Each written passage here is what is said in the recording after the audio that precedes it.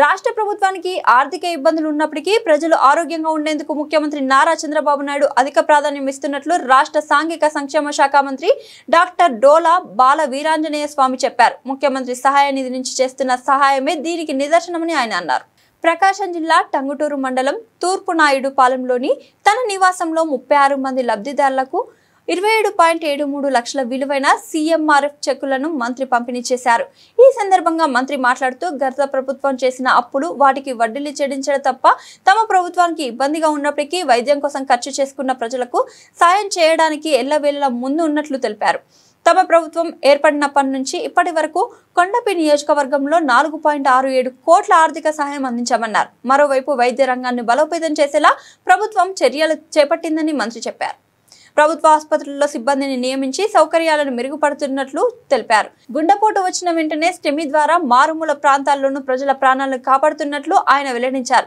ప్రభుత్వ ఆసుపత్రుల్లో ప్రసవాలు పెంచేలా చర్యలు తీసుకుంటున్నామన్నారు. రాష్ట్రాన్ని ఆరోగ్య ఆంధ్రప్రదేశ్గా మార్చేందుకు ప్రభుత్వం శక్తి వంచన లేకుండా కృషి చేస్తున్నట్లు ఆయన చెప్పారు. త్వరలోనే ప్రతి పౌరుని ఆరోగ్య వివరాలను డిజిటలైజేషన్ చేయబోతున్నామన్నారు. దీనికి బిల్ గేట్స్ ఫౌండేషన్ సహకారం అందిస్తున్నట్లు మంత్రి తెలిపారు.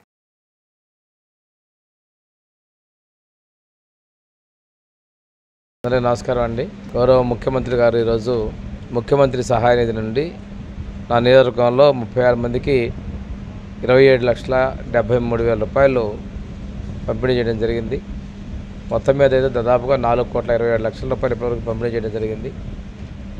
ఒక ఉదాహరణగా ఆర్థిక పరిస్థితి బాగలేనప్పటికీ కూడాను ప్రజలకి మేలు చేయాలనే లక్ష్యంతో ముఖ్యమంత్రి గారు ఇవన్నీ ఇస్తూ ఉన్నారు.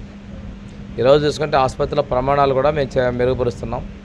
త్వరలోనే రాష్ట్రంలోని ప్రతి పౌరుడి యొక్క ఆరోగ్యాన్ని కూడా డిజిటలైజేషన్ చేయబోతున్నాం. దీనికి బిల్ గేట్స్ ఫౌండేషన్ పూర్తి సహకారం ఇస్తుంది. పైలట్ ప్రాజెక్ట్ కింద కుప్పం చేస్తున్నాం. కుప్పం తర్వాత చిత్తూరు జిల్లా రాష్ట్రం అంతా అమలు చేయబోతా ఉన్నాం.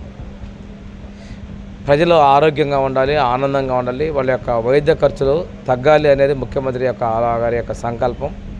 తదనుగుణంగానే ఇబ్బందుల్లో ఉన్నప్పటికీ చేస్తున్నారు అనే విషయాన్ని తెలియజేసుకుంటూ ప్రజలు ఆరోగ్యంగా ముఖ్యమంత్రి ఆకాంక్ష ఉండాలని కోరుకుంటూ సెలవు తీసుకుంటారు.